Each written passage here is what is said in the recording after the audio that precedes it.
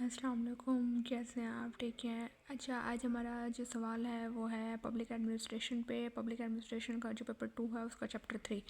मैं आपको पीएमएस में जो पब्लिक एनालिसिस है पब्लिक एडमिनिस्ट्रेशन की वो मैं सारी आपको बताऊंगी और उससे ये बताऊंगी कि हम कुछ ही घंटे में कैसे जो है ये चैप्टर कंप्लीट कर सकते हैं जो अब 2024 में पीएमएस आ रहा है। इस चैप्टर्स में जो है सिर्फ 2 से 3 सवाल ही बनते हैं जो हमारे पेपर में आ जाएंगे। हम इसकी एनालिसिस कर लेते हैं। सबसे पहले 2012 में जो सवाल है उसमें यह है कि issue between district and provincial setup in financial decision. उसके बाद फिर 2014 में जो सवाल है उसमें है एनएफसी अवार्ड क्या है, इसका स्ट्रक्चर एंड फंक्शन बताएं और इसमें जो इम्प्रूवमेंट हम कर सकते हैं वो चीज़ें।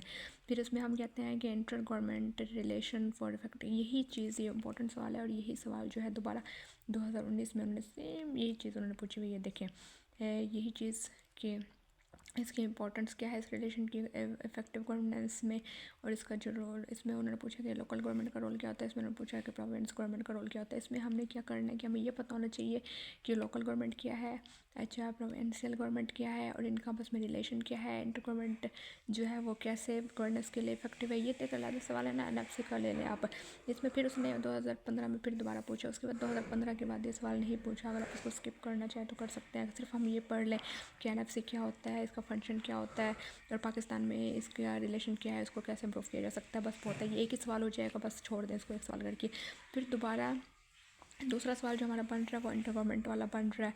उसमें जो है उसके हम रोल बता रहे हैं। ठीक हो गया, 2019 में रिपीट हो चुका है। फिर उसके बाद जो 2019 और 20, 21, 22 में आया उसमें उन्होंने 18 अमेंडमेंट को डालना शुरू कर दिया। और उसमें उन्होंने क्या बोला कि 18 अमेंडमेंट के में जो हम पाकिस्तान में न्यू आई है उसके क्या क्या चैलेंजेस हैं, अच्छा उसमें जो है क्या इश्यूज़, अच्छा उसमें क्या क्या इश्यूज़ आ रहे हैं। इश्यूज़ जो है इंटर गवर्नमेंटल में पाकिस्तान में जो 18 अमेंडमेंट आई है उसमें क्या इश्यूज़ आ रहे हैं। फिर वो कहते हैं उन्होंने फिर दोबारा 2020 में जो सवाल किया उसके बाद जो उन्होंने दोबारा सवाल किया 2021 में उसने उन्होंने दोबारा सेम वही बात कर दी। उन्होंने कहा कि जो इसका फेडरल और प्रोविंशियल गवर्नमेंट का जो रिलेशनशिप है उसमें क्या क्या चेंजेस आई एंड 18 अमेंडमेंट के अंदर, और उसका हमने रेफरेंस देना है सेम, और उसकी वो जो हर्डल्स क्या और उसकी इम्प्लीमेंटेशन के लिए आप क्या सजेशन करना चाहते हैं।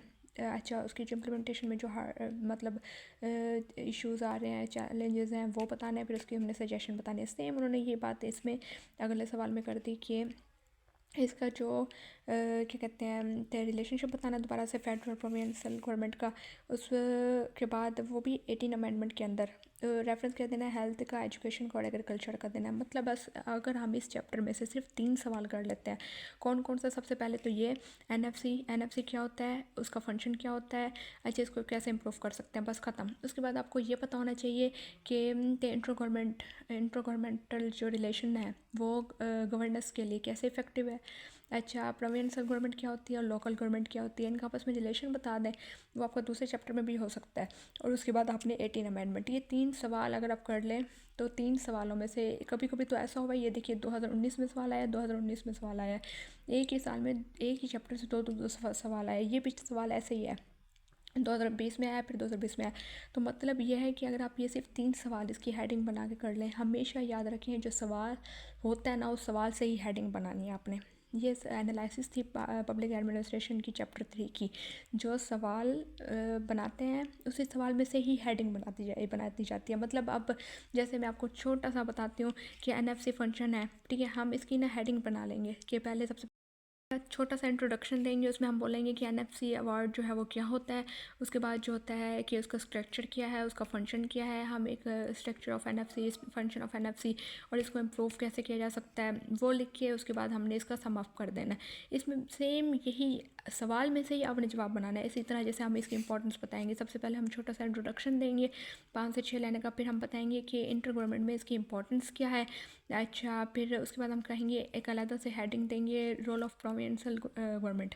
अच्छा इसका रोल क्या है 18 अमेंडमेंट में, और इसको पाकिस्तान में इम्प्लीमेंटेशन कैसे कराई जा रही है। अब बस उसके बाद सम अप कर देंगे, सवाल ख़त्म हो गया आपका। यही इनफ होता है, यही सवाल इनफ होता है और आपका पब्लिक एडमिनिस्ट्रेशन का ये चैप्टर कंप्लीट। 2016 से लेके 2022, मतलब जो 2023 का पीएमएस हुआ था अब तक की हमने एनालिसिस करनी है। 2015 का मैंने 2012 और 14 की लिखने की ज़रूरत नहीं है इसी, क्योंकि मैंने 14 का इसलिए लिखा था कि ये दोबारा जो है एनएफसी वाला 15 में रिपीट हुआ था, उसके बाद नहीं हुआ।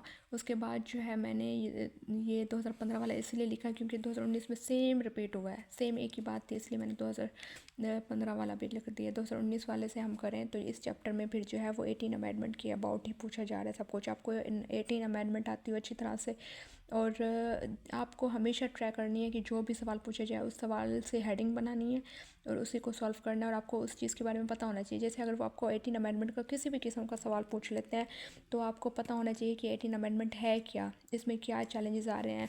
इसमें ये देखें, जैसे 18 अमेंडमेंट है उसमें आपको पता होना चाहिए कि इसके ऑब्जेक्टिव क्या है, इसके फीचर्स क्या है, इसके क्रिटिकल एनालिसिस क्या है, इस सब इससे वो जो भी पूछ ले आपसे आपको पता होना चाहिए कि आप उसको जो है अपने सवाल में उसको जो है सॉल्व कर सको। ठीक है, अगर कुछ पूछना हो तो फिर आप मुझसे पूछ सकते हैं। अल्लाह।